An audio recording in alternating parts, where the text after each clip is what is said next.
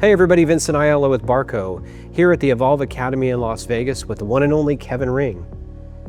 Kevin expressed interest in helping his customers understand a very important concept, source-packed inputs. So we're here to teach you all about it. Thanks for having me, Kevin. Vincent, thank you so much for being here. It's always a pleasure. So as we were discussing, a lot of our customers have been having questions about source-packed inputs. And as we've been discussing source-packed inputs, has led to this big confusion of, well, what is a source? We know what inputs are, but a source has a little bit of interpretation. So I was hoping you could shed some light on it for us, please. Certainly. Many operators treat an input as a single rigid element, but Encore3, E2, and even the original Encore platform allow a single input to become multiple workflow-specific sources. Today, we're going to break that down, starting with the basics, but then eventually landing on source-packed inputs. That sounds fantastic. I would love to see more. Heck yeah, let's do this. This topic is bigger than most people realize. A lot of operators probably think of an input as a single entity, like one SDI, HDMI, or DP 1.2 feed equals one thing you place in a layer or an aux. But Encore3 and Event Master overall is designed differently. A single physical input can produce multiple sources, each with its own color treatment, sizing, and/or user key bindings. That means one raw input can become many purpose-built sources that behave consistently in layers and auxes. When you start thinking of it this way, you stop programming against limitations and start programming against intent. And that makes your show massively more flexible.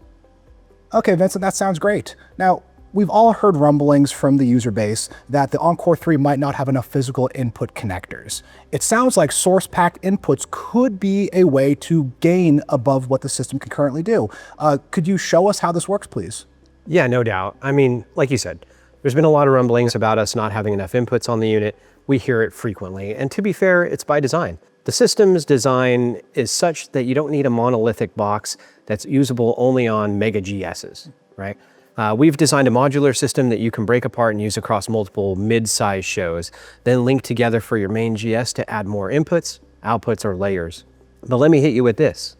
If you want to maximize the system's capabilities, it's not as difficult as you think. Enter source-packed inputs. Vincent, this sounds fantastic. I would love to learn more. Okay, that's great, but first, we need to define what a source file is because source-packed inputs are just one application of this powerful feature known as source files. In Encore3, a source file is simply a representation of an input with one or more modifications applied to it or not. It can change color, it can change the scale, it can change the position inside the layer, it can carry a user key all instantly and consistently. And once you understand this, the source-packed input method becomes a natural extension of sources. Well, I get that a source can do this, but my understanding is that layers can do this. So why would I want to use a source over a layer? A great question. And if I may, I feel like many shows fail to run efficiently because operators try to handle everything directly on a raw input or layer, baking them into complete presets. That leads to inconsistent color when using more than one video file during playback, inconsistently sized content inside layer windows, like think Instagram in a 16:9 raster, right? Broken presets when you make a change to the input, difficulty working with relative presets, layer alignment problems, and near impossible last-minute changes, right? And we all need that flexibility to make those last-minute changes. But when you start building source files instead of working against the raw input, everything becomes modular.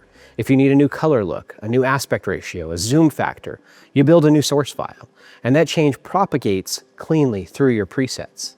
And the biggest and best example of this modular power is source-packed inputs, using a single 4K input as maybe 4 HD sources or one dual link source with 2 HD sources attached to it. But of course, if an operator doesn't understand sources, then source-packed inputs feels impossible. Okay, Vincent, let's actually dig in. Let's see what a source file looks like. Sure, let's start simple. Check out the MVR. Here's a raw input, it's clean and undoctored.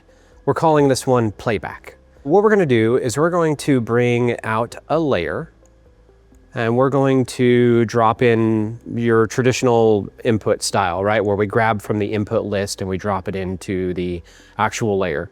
If you take a look at the playback input itself, there's a furl down, and what that does is that shows you the sources that are associated with it. By default, we create a source, and that source, that single source, is labeled with the number of which it was created inside of the box. That source number happens to be source number 13. Okay, so that was the 13th one we had created when we were setting this up. Now, if we wanted to add an additional source, we would hit this Add New Source button. And what that's going to do is that's going to give us the next available number. In this instance, it's going to be source number 14. And it says playback 13 for the original, playback 14 for the new one. So in our layer here, we have playback 13, but what I'm going to do is I'm going to bring out a second layer. The second layer doesn't have a source associated with it, so we're going to drag in playback 14. Now, they are effectively the same because I added a new source which gave it the same profile from the input here. So if I wanted to do something like make a color change to a source, well, I would usually leave the original one, I would leave it alone and let that one be the raw undoctored input. So let's go to playback 14 here. And what we're going to do is we're going to go to the source tab up here on the top right, and we're going to choose the color radio button. And for this one, I'm going to give it a really green hue. In fact, as I slide this slider, we can start to see the color change happening inside the source itself. So I'm just going to give it a really green hue. Not that we would ever do that much green hue, but this is just for example. And so I'm going to scroll down and I'm going to hit Save Source. So whenever I recall playback 13, it's going to give me my undoctored source, but when I recall playback 14, it will assign that new green hue to it. Oh wow, that's much faster than doing it at the layer. Right, and again, you know, there's multiple places to do color change. You can do color change at the input, you can do color change at the source, you can do color change at the layer, you can do color change on the output. And each one of them affect the chain differently as we work through that. So this is, you know, again, at the source level. So that's source color change in a nutshell. I'm going to clear this layer out because for this next demonstration, this is going to be what we call the size and scale demonstration. So I'm going to add a new source, and if I take this playback 16 and drop it into my layer, it's undoctored because I pulled it from the raw input. I added it from the raw input. Now, you might see these copy source buttons here. If I clicked one of these, and it would copy the previous source settings into that new source, but we don't want to get into that. We're just going to pull from the raw here. And what we're going to do is for this one, I'm going to have the layer selected, go up to the source tab, and in the settings this time, I'm going to do a size adjustment. For this one, I'm going to size it down a little bit, and what that's going to do is that's going to produce like a zoomed image. Now we could potentially reposition it as well, but what we want to do is we want to just center it. So we're going to reset that and then just zoom in a little and do a center cut. And then I'm going to hit Save Source. So now every time I bring in playback 13, it's the raw input, undoctored. And then if I were to bring in playback 16, it's going to give me that zoomed in source. Oh wow. Vincent, how many sources can I create? That's a great question, and I'm glad you asked. To be fair, you're going to get tired of clicking the Add New Source button before you actually run out of sources. So it's a lot. Quite a bit. Yeah, quite a bit. Now, for our third demonstration of sources, I'm actually going to do what we call bind user key. What binding user key does is it allows us to recall a user key every time a source is recalled into a layer. So like, let's say for instance, I had this layer over here to the left and I bring in playback 13. For this one though, I want to add a new source and we'll call this one playback 17. But when I recall this, I want to recall it to the center of the screen. So here I have playback 17. If I were to drag it in, we notice that it doesn't move, it doesn't change or do anything like that because we haven't altered anything. Now, what I could do is I could go up to my source tab, and under the bind to user key, I'm going to select center, which was a user key I had created before we started this demonstration. And then I'll hit Save Source. So now when I recall that playback 17 center, it's going to snap to the position in which I had recorded to the user key that I made before the demonstration.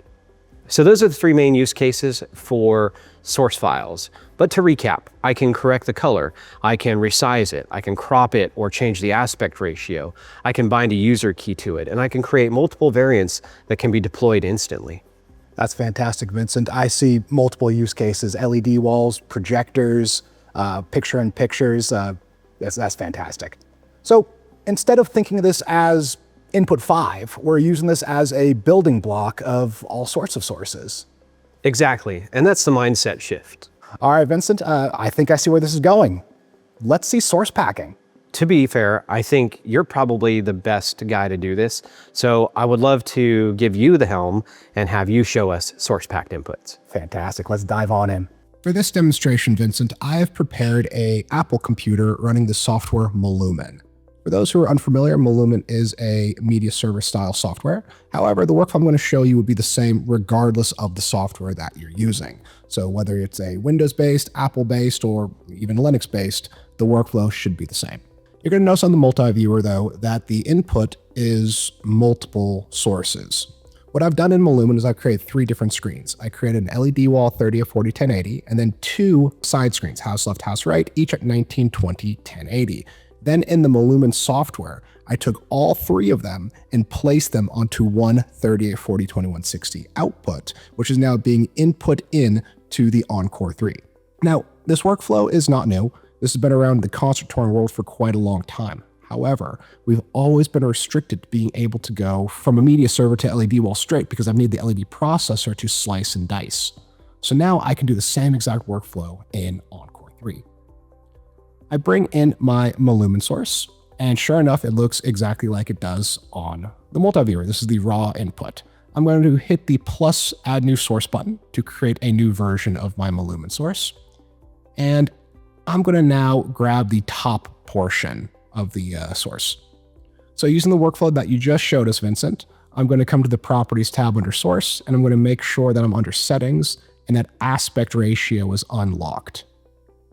I'm now going to make the size of the source 3840 by 1080, which is the slice of my region. Now, you're going to notice that while I'm showing the appropriate section of the content, it does not look correct on my screen. The reason why is because the layer is still a 1.78 aspect ratio. So doing some quick math, we know that 3840 divided by 1080 is 3.555555, which we're going to round that up to 3.56.